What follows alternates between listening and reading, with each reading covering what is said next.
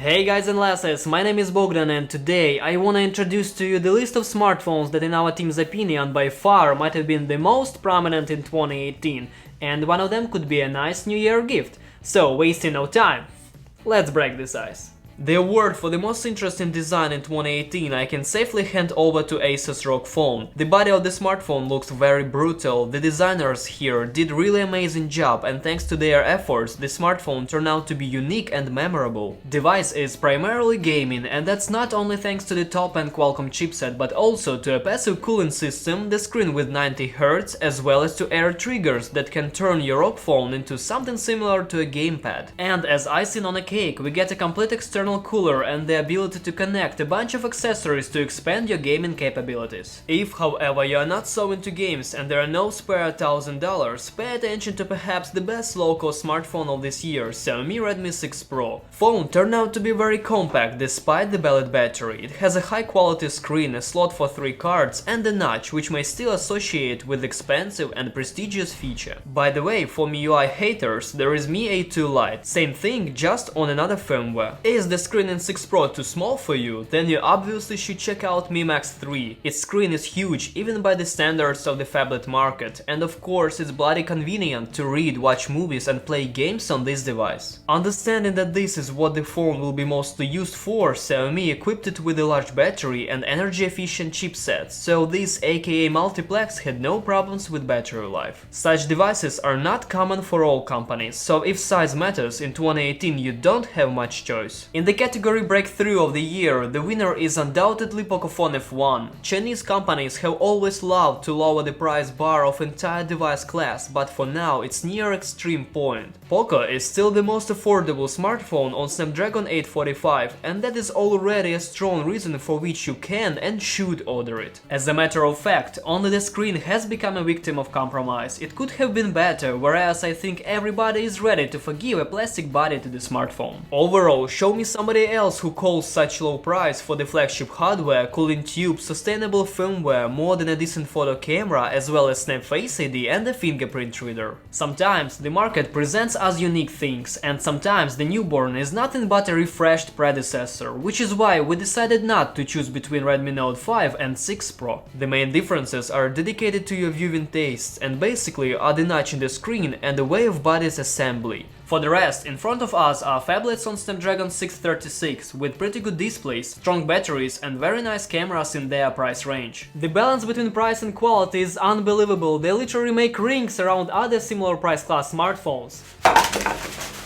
Whoa!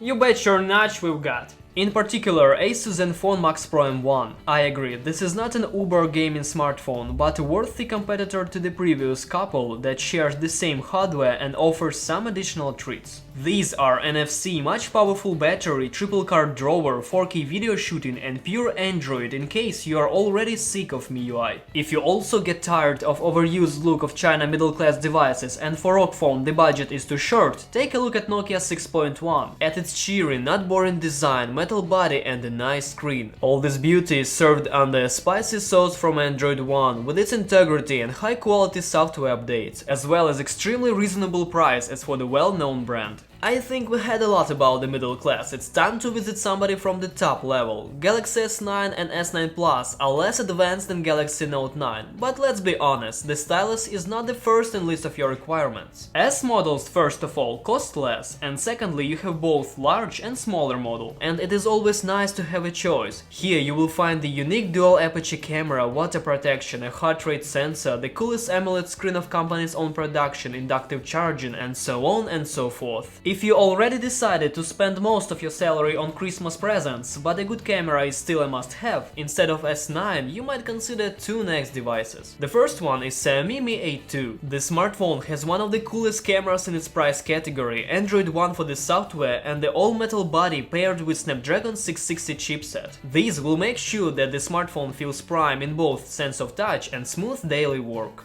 So me again. Well then, take a look at Nokia 7 Plus. The camera from 8 Sirocco, the same Snapdragon 660, the same Android One with all its features, but bigger battery, NFC, mini jack and less trivial style. I recommend to check for the white one. In this color, the smartphone looks incredibly beautiful. And to finish with, we've got a couple of smartphones divided by brands. The first of these will be OnePlus 6 and OnePlus 6T. They differ only on a few features, a notch in a screen of different shapes. 6T has a larger battery, a fingerprint reader on their screen and no mini jack. As for the rest, devices are in a premium waterproof body on a top-end chipset from Qualcomm and with a branded firmware Oxygen OS, which in fact is the main reason to buy these phones. Nobody else on the market offers such a good balance between tweaks, purity, speed and update quality. And how could we forget about Apple? 2018 presented to us new iPhones we all know as XS, XS Max and XR. It finally happened. This time big and small iPhones have no other differences than the screen size. They are equal by camera, battery life, powerful A12 processor with 3 years guarantee of stable performance and the same IP68. In short, all you need is to choose this size, and that's the trick. If the conscience doesn't allow you to spend all money on XS, here's a counter in the face of XR. In fact, the main differences between phones is the lack of unnecessary second camera on the back and not perfect IPS screen, which by the way is larger than one in XS but smaller than XS Max display. Besides, it is significantly cheaper and the range of colors is much wider. Who will call it a boring stuff? I say this Magnificent 3 is gorgeous. After shady products of the last 2 years, Apple smartphones again can be safely recommended for purchase. That was our opinion about smartphones of 2018.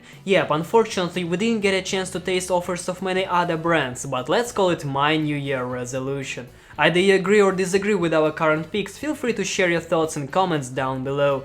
And also if you want to see more videos like this, hit the like button. Also subscribe and ring the bell to stay tuned for more videos. My thanks for watching, till next time.